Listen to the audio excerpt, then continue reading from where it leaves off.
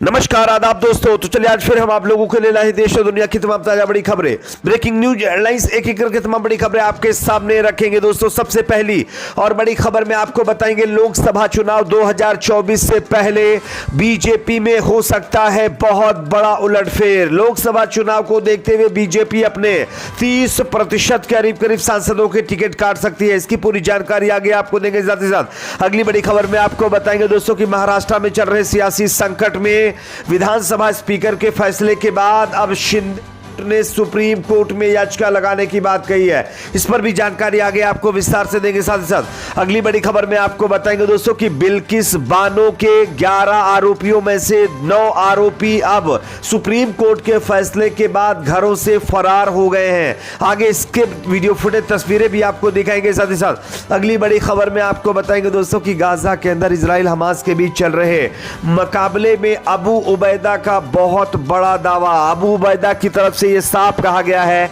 कि इजराइल के 42 से ज्यादा जो जवान हैं उनको हमास के मुजाहिदीनों ने निपटा दिया है। आगे इसकी भी जानकारी आपको देंगे। साथ ही साथ अगली बड़ी खबर में आपको बताएंगे दोस्तों कि इजरायली पीएम बेंजामिन नेतन्याहू का इजराइल के अंदर मांगा गया इस्तीफा। खबर यह सामने आ रही है कि जो पश्चिमी वॉल है जो यहूदियों के लिए सबसे ज्यादा इंपॉर्टेंट है और वो एक धार्मिक स्थल है, यहां पर भी अब इजरायली लोगों ने हमास के पास जो हॉस्टेजेस हैं उनके समर्थन में और इजरायली पीएम नेतन्याहू के खिलाफ प्रोटेस्ट करना शुरू कर दिया है। आगे इसकी तस्वीरें भी आपको दिखाएंगे। साथ ही साथ अगली बड़ी खबर में आपको बताएंगे दोस्तों साउथ अफ्रीका के इंटरनेशनल कोर्ट में लगाई गई याचिका का समर्थन 3 और देशों ने दे दिया है। दोस्तों आपको मैं बताना चाहूंगा तीनों देशों के नाम। इसमें सबसे पहला देश पाकिस्तान बना है, दूसरा जो है निकारागुआ बना है और तीसरा यहां पर यूरोप पार्लियामेंट के एक मेंबर ने भी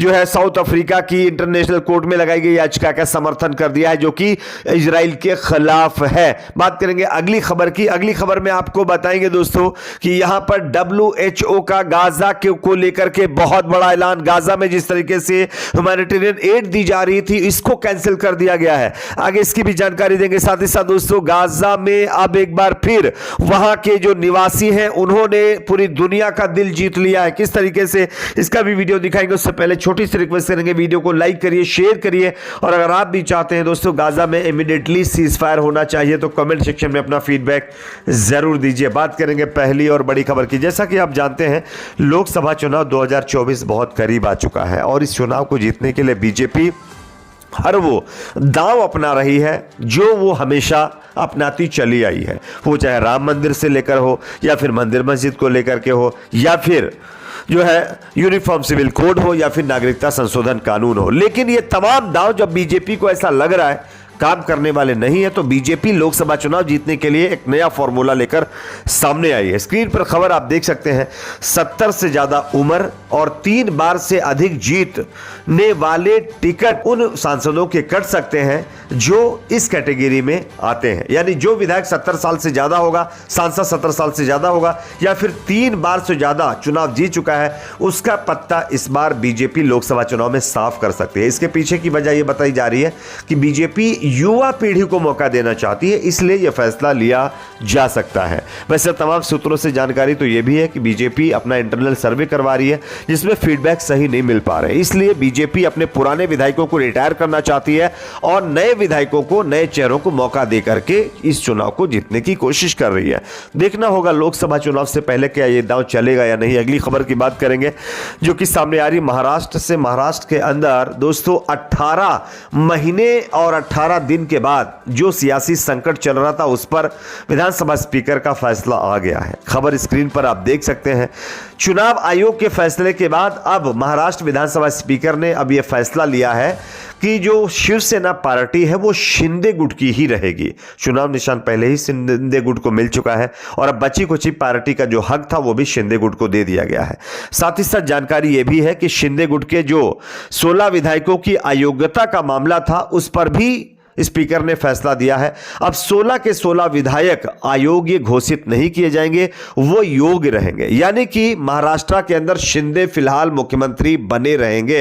हालांकि इसको लेकर के उद्धव ठाकरे गुट ने यह कहा है कि यह पूरा मामला मैच फिक्सिंग जैसा दिखता है, इसलिए वो सुप्रीम कोर्ट का दरवाजा खटखटाएंगे। देखना है कि सुप्रीम कोर्ट इस पर क्या करता है। अगली खबर की बात करेंगे जो कि सामने आ रही है दोस्तों। यहां पर बिल्किस बानो के आरोपी अपने घरों से फरार हो गए। जिस तरीके से सुप्रीम कोर्ट ने बिल्किस बानो के आरोपियों की जमानत को खारिज करते हुए उनको फिर एक बार अंदर डालने की बात कही थी, उसके बाद से बताया जा रहा है कि 2 दिनों से इन तमाम आरोपियों के घरों में ताले पड़े हुए हैं और इसमें से टोटल 11 जो आरोपी हैं उसमें से 9 जो आरोपी हैं वो अपने घरों से फरार चल रहे हैं। पुलिस उनकी छानबीन कर रही है लेकिन वो कहीं भी नहीं मिल पा रहे हैं। देखना होगा क्या इनको पुलिस पकड़ती है या नहीं। अगली खबर की बात करेंगे जो कि सामने आ रही है गाजा से, जहां पर इजराइल हमास के बीच चल रहे मुकाबले में अबू उबैदा ने एक और बड़ा जो है रिकॉर्ड सामने रखा है गाजा मुकाबले के बीच। बताया जा रहा है कि 7 दिनों से अबू उबैदा का कोई बयान नहीं आया था। लग ऐसा रहा था कि शायद अबू उबैदा अब नहीं रहा है, लेकिन फिर एक बार दुनिया के सामने गाजा का हाल और 7 दिन का ब्यौरा अबू उबैदा के जरिए रखा गया, जिससे पूरी दुनिया में इसकी चर्चा हो रही है। दरअसल 7 दिन के अंदर गाजा के अंदर हमास मुजाहिदीनों ने कितने यहूदी सैनिकों को निपटाया, कितनी गाड़ियों को, कितने बख्तरबंद जो है टैंकों को निपटाया, इसको लेकर एक आंकड़ा सामने आया है।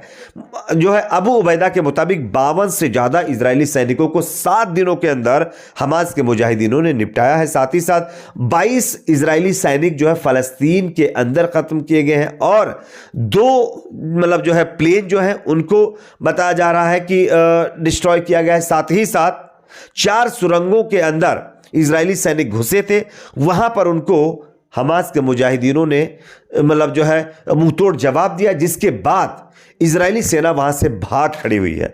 साथ ही साथ जानकारी यह भी मिल रही है कि एक सैन्य हेलीकॉप्टर को भी हमास के मुजाहिदीनों ने निपटा दिया है और एक हार्मिस 900 जासूसी विमान को भी हमास के मुजाहिदीनों ने निपटाया है। यह 7 दिनों का लेखा जोखा सामने आया। अगली खबर की बात करेंगे जो कि सामने आ रही है दोस्तों। इजराइल के अंदर नेतन्याहू के खिलाफ जबरदस्त प्रदर्शन। अब नेतन्याहू का इजराइल के अंदर इस्तीफा मांगा गया है और बताया जा रहा है कि जो पश्चिमी वॉल है, जो यहूदियों की सबसे बड़ी पवित्र जगह मानी जाती है, वहां पर अब हॉस्टेजेस की फैमिली के लोग पहुंच गए हैं और इजराइल की लोकल जनता पहुंच गई, जिन्होंने अपनी ही सरकार के खिलाफ मोर्चा खोलते हुए अपने हॉस्टेजेस को जल्दी रिलीज करवाने की मांग करते हुए नेतन्याहू का इस्तीफा मांग लिया है। बात करेंगे अगली खबर की जो कि सामने आ रही है दोस्तों। साउथ अफ्रीका की जिस तरीके से इंटरनेशनल कोर्ट में इजराइल के खिलाफ याचिका लगी हुई है, इसका 3 और देशों ने समर्थन कर दिया। पहला देश जो है निकारागुआ बताया जा रहा है, दूसरा देश पाकिस्तान और तीसरा अब यूरोपीय पार्लियामेंट के मेंबरों ने भी साउथ अफ्रीका की उस याचिका का सपोर्ट किया है जो इजराइल के खिलाफ इंटरनेशनल कोर्ट में लगाई गई है। इस पर मतलब आज सुनवाई होगी। उससे पहले 3 और देशों ने इजराइल के खिलाफ और जो है साउथ अफ्रीका के समर्थन में यह याचिका का सपोर्ट किया। अगली खबर की बात करेंगे जो कि सामने आ रही है। WHO ने एक बहुत बड़ा फैसला लिया है। सिक्योरिटी पर्पस का हवाला देते हुए WHO ने जो रिलीफ कैंप चला रखा था गाजा के अंदर, उसको 6ठी बार कैंसिल किया है, जिसके बाद बताया जा रहा है कि गाजा के अंदर हालात और बिगड़ सकते हैं। अगली खबर दोस्तों यहां पर सामने आ रही है। गाजा के अंदर जिस तरीके से इजराइल किस तरह लगातार आम लोगों को निशाना बना रही, इस बीच अब कुरान पाक की तालीम गाजा के अंदर तंबुओं के अंदर महिलाओं ने शुरू कर दी है। इसका वीडियो सोशल मीडिया पर वायरल हो गया है। इस पर आपकी क्या राय कमेंट सेक्शन में बताइए। वीडियो को लाइक शेयर, चैनल को सब्सक्राइब जरूर करें।